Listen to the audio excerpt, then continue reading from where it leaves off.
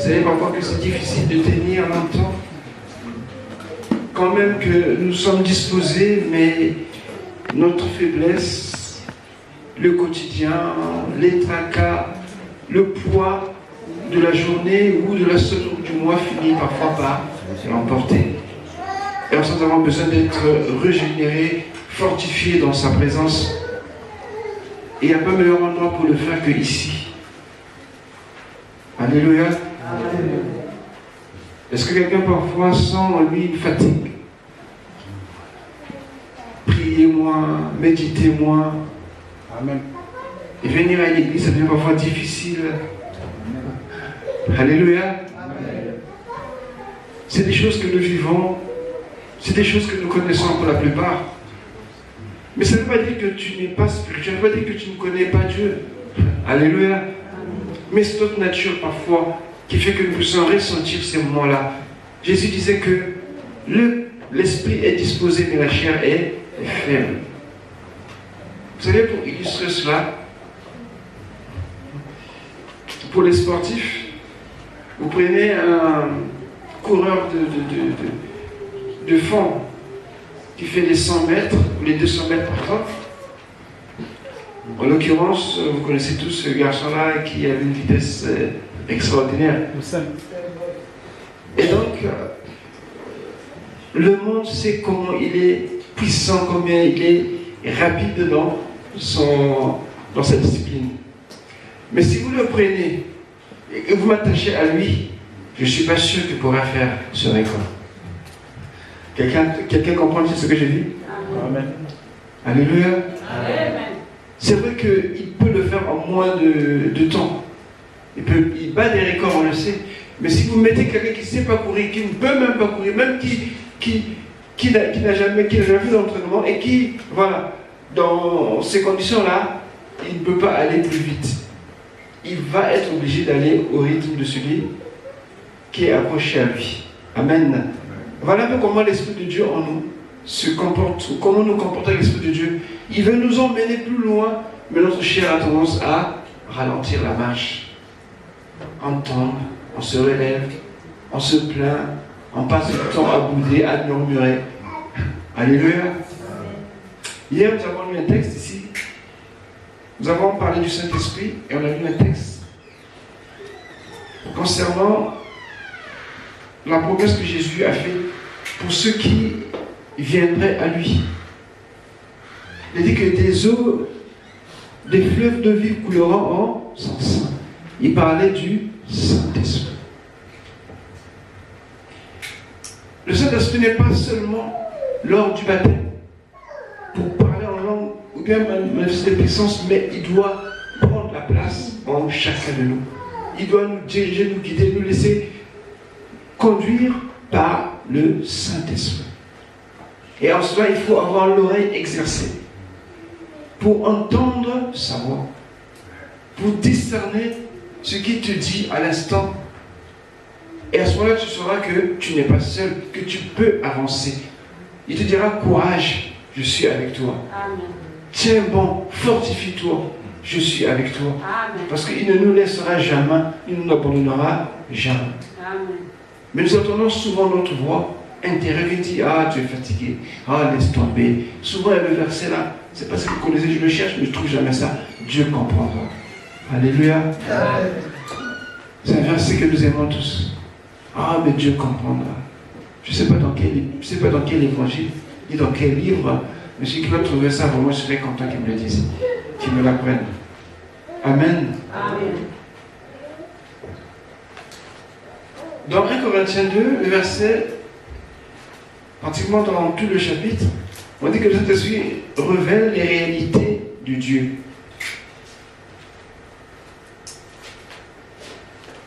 Et la tête de Dieu, ce sont ces choses qui sont rattachées ou attachées à notre existence, concernant sa volonté.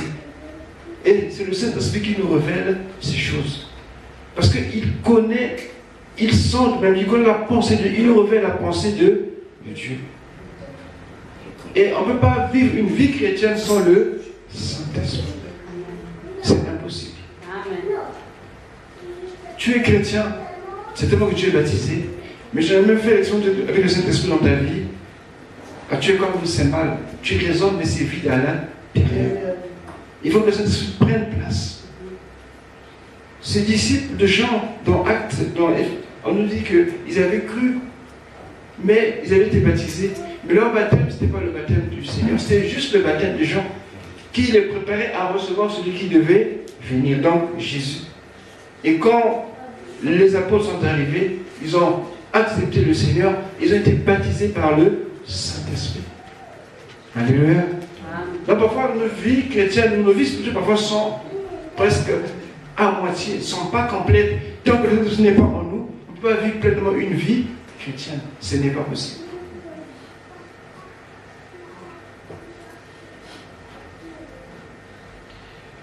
Quand le Saint-Esprit habite dans nos cœurs, il nous garde.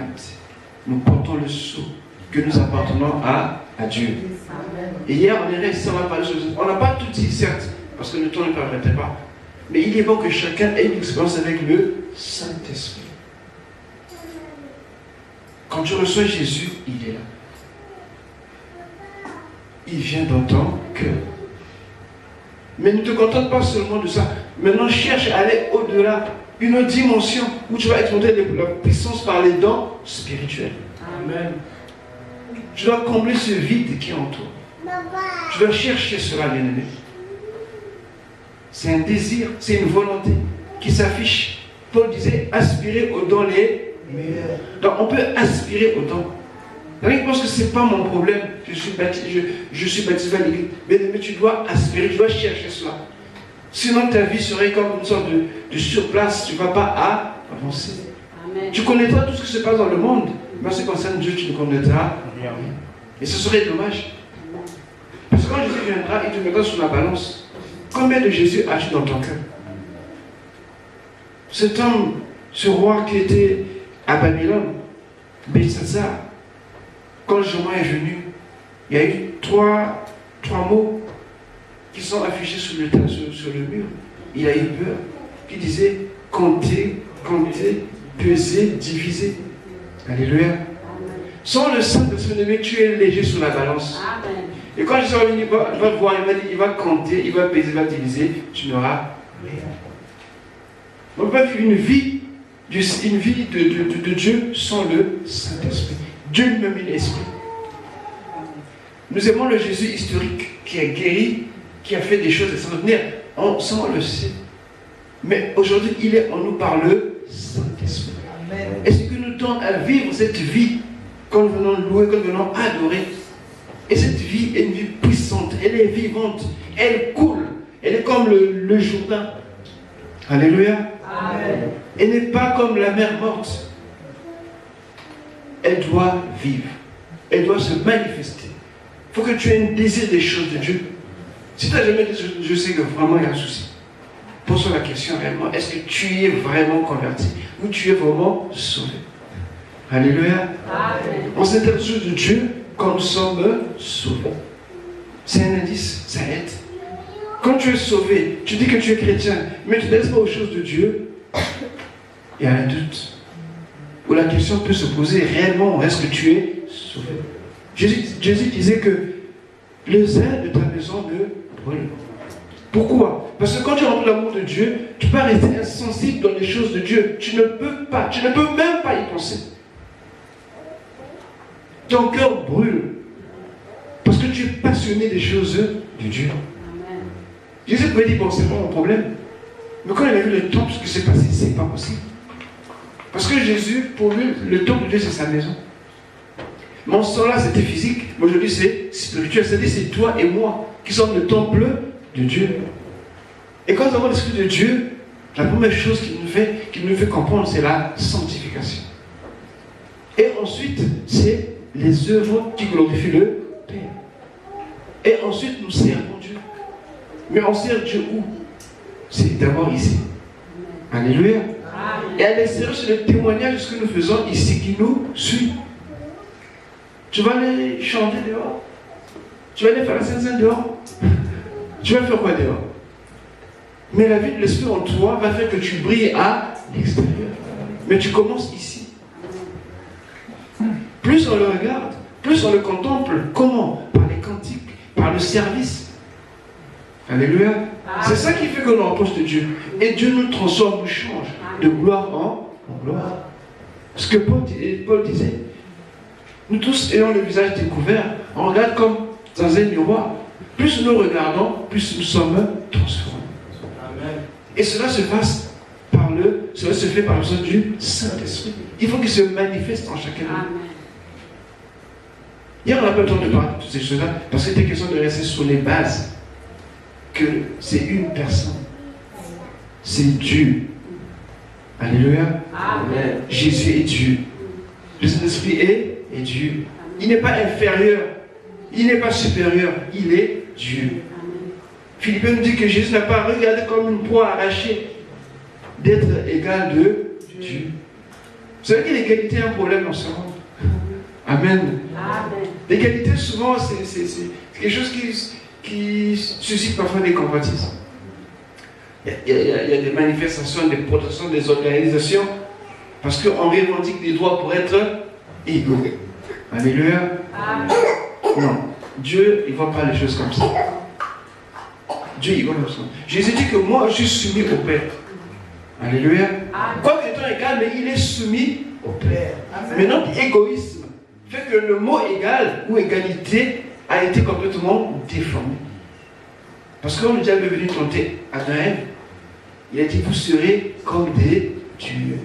Ah bon? Mais oui, vous serez comme Dieu. Et dans leur pensée, donc on sera. Mais ils avaient déjà tout de Dieu, ils avaient la nature de Dieu. Mais le fait qu'on leur dit, vous serez comme Dieu, la convoitise est venue. Alléluia. Amen. Non, mais l'amour, il y a la soumission dans l'amour.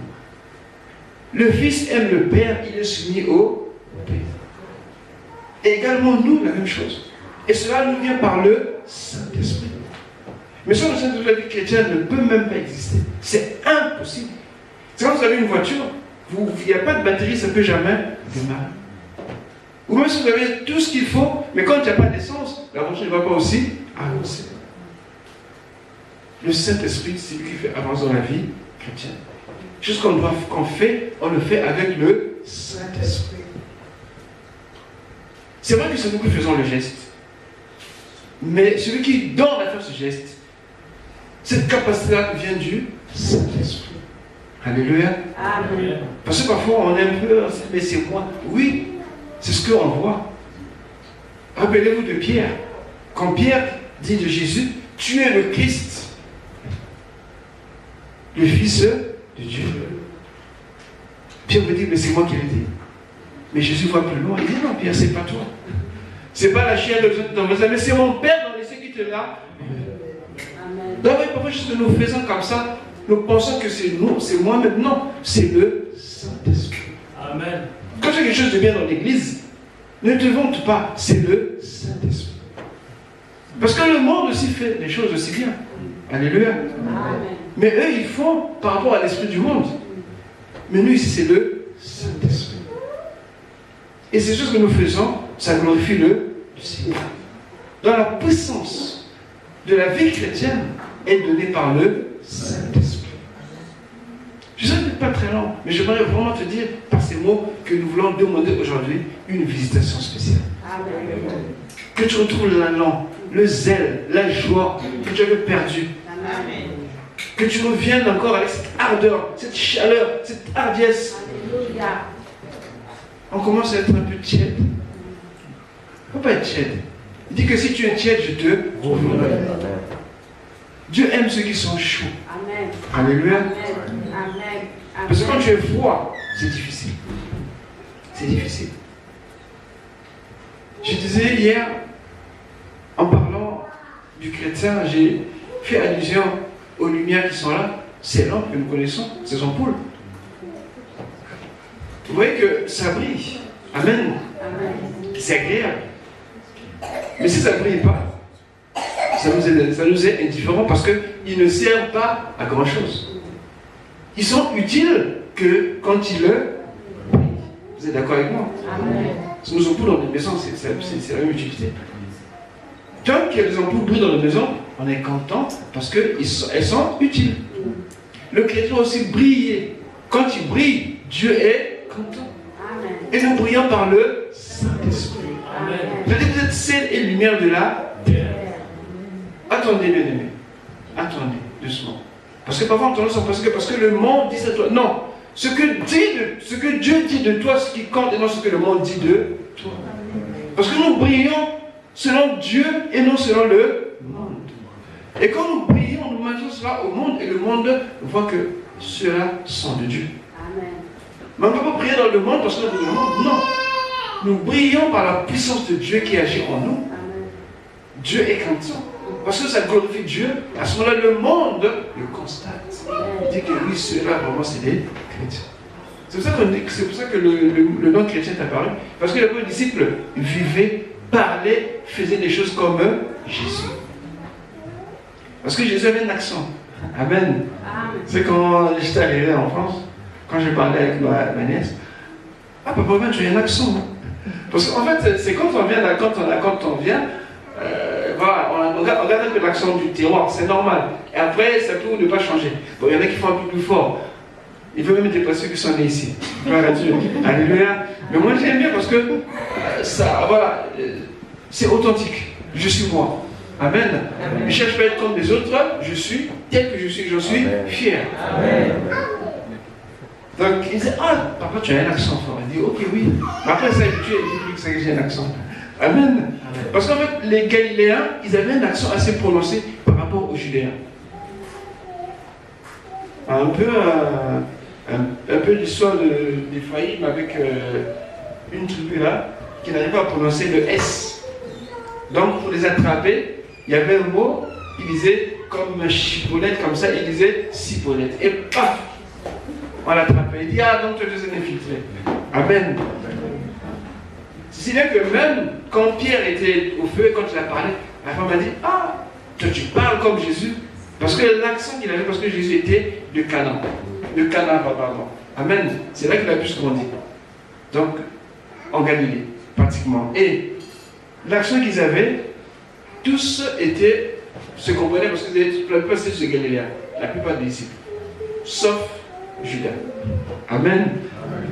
Et vous savez ce qui s'est passé à la fin. Donc, nous aussi, c'est comme ça. Quand Dieu nous voit, il sait qui nous sommes.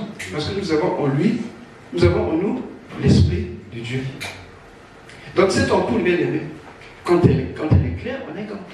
Mais quand elle n'éclaire pas, mais pour qu'elle éclaire, il faut que le courant traverse cette ampoule. Les filaments qui sont dedans. Alléluia. Et le courant, on ne le voit pas. Amen. Même si aujourd'hui, avec l'étude poussée, on peut décomposer le courant avec, voilà, des questions de déplacement des électrons et tout de suite. Tout ça, c'est bien. Mais à l'œil nu, on ne voit pas le courant électrique. Le Saint-Esprit, on ne le voit pas. Mais ses effets, on les voit. Amen. Et quand il est en toi, tu brilles comme cette lampe. Quand j'avoue cet esprit, tu es un chrétien qui est éteint.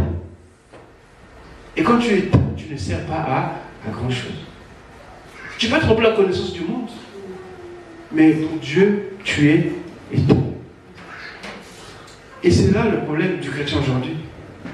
Il est tellement rempli des choses du monde, tellement rempli de tout ce que le monde fait, tout ce que le monde dit. Il est au courant de tout, même à la seconde, ce qui s'est passé au pôle Nord ou au pôle Sud, il sait. Mais ce que Dieu dit, qu'est-ce qu'on a dit aujourd'hui à l'église? On a parlé de quoi à l'église?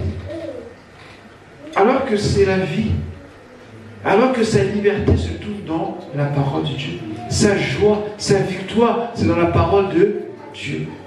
Même quand tout va mal, cette parole a la puissante capacité de t'affermir. Que tu résistes. Mais tu préfères regarder tout ce qui se passe. Tout ce qui n'a même rien à voir avec Dieu. Parce que le Saint-Esprit est comme en toi, inexistant. Tu es cette ampoule que le courant ne traverse pas. Parce qu'il n'y a pas de connexion. Ici, parce qu'il ne peut pas soit le visible est mort. Parce que la vie de prière ne reprend pas.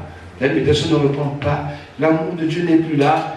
La méditation de la parole de Dieu, tu deviens pratiquement fantôme de Dieu, comment peux-tu briller?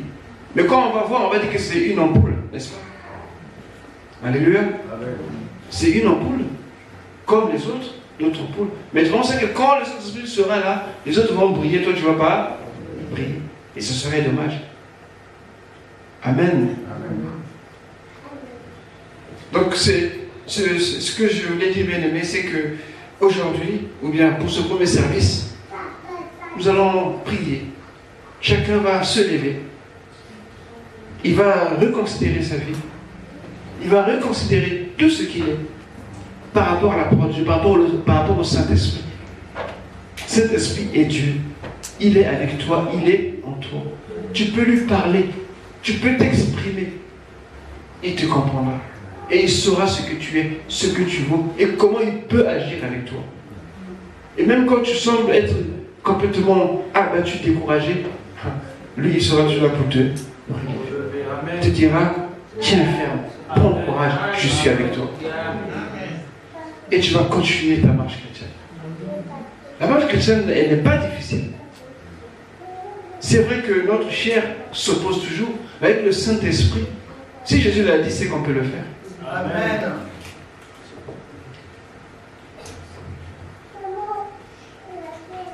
Acte 1:8, quelqu'un peut lire, s'il vous plaît? Nous connaissons ça, mais j'aimerais qu'on puisse le lire. Acte 1:8. J'ai la parole du Seigneur. Mais vous recevrez une puissance lorsque le Saint-Esprit viendra sur vous. Amen. Vous serez mes témoins. Amen. Amen. Tu peux rester debout. On dit, vous recevrez quoi? Lorsque le Saint-Esprit viendra sur vous. Alléluia. Amen. Comprenez bien cela. C'est le Saint-Esprit qui emmène la puissance. Il n'est pas la puissance, non, il est Dieu. Mais quand il vient en toi, il vient avec la puissance. Il t'équipe pour ne pas que ta vie soit, voilà, une vie de chaotique. Non, il veut que tu brilles. Il veut que là où tu es, Dieu soit glorifié. Même dans tes propos, même dans ce que tu vis, que le Seigneur soit glorifié. Et en cela, tu as besoin de sa puissance, de sa force. En grec, on dit dynamis. Ce qui a donné dynamite. Donc quand tu reçois le Saint-Esprit, bien aimé, ta vie ne peut pas être la même. Ce n'est pas possible. Tu veux témoigner, tu veux louer, tu veux adorer, tu veux parler de Jésus. Qui sont ceux-là dans son cœur parfois? Amen. Que ça bouillonne. Amen. Mais si tu ne sens pas ces choses, vous savez quand on dit qu'il y a la température, ou il est malade, souvent, le réflexe c'est qu'on touche la peau pour voir s'il y a la fièvre. Amen. C'est comme ça. Quand quelqu'un a reçu Jésus, il a du Saint-Esprit, il parle de Jésus. Il témoigne Jésus. C'est l'indicateur. Mais si chez toi il n'y en a pas, aujourd'hui on va prier. Que le Saint-Esprit t'aide, bien-aimé, qui te relève, qui te assis, qui te fasse, qui te coucher, qui te redresse. Il peut le faire. Mais tu continues, s'il te plaît. Je continue. Et vous serez mes témoins à Jérusalem, dans toute la Judée, dans la Samarie et jusqu'aux extrémités de la terre.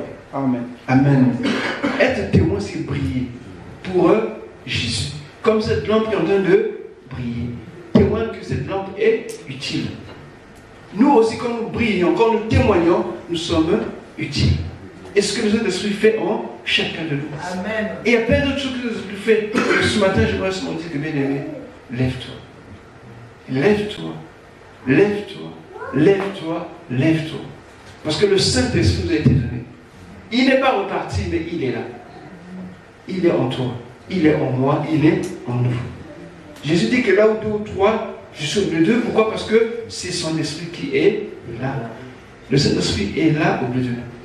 Et tu vas demander au Saint-Esprit, tu vas lui parler librement.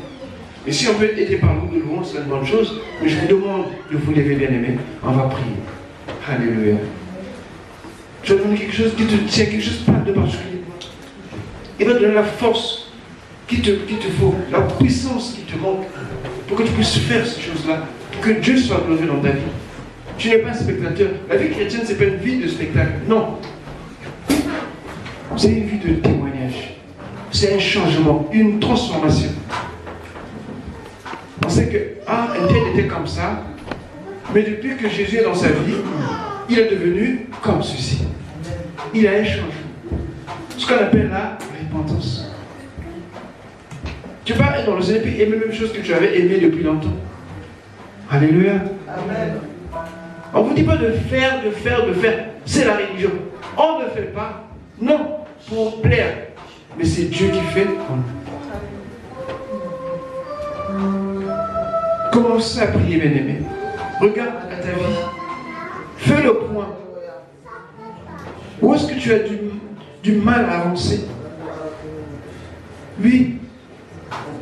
Qu'est-ce qui te retient? Si c'est le péché, demande pardon. Si c'est la faiblesse, demande que ça te fortifie. Si c'est le monde qui t'attire, sache que l'amour du monde est inimitié contre Dieu. On ne peut servir deux maîtres à la fois, dit le Seigneur. Tu vas aimer le monde et Dieu. Il faut que tu choisisses. Les Israélites avaient ce problème.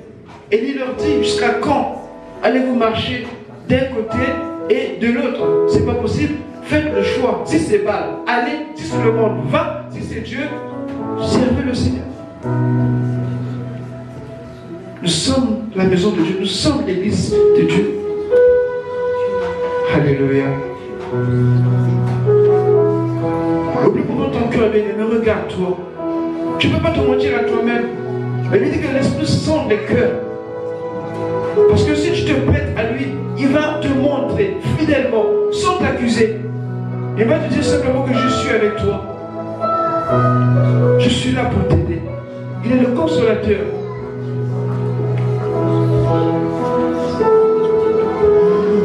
Fais confiance au Seigneur.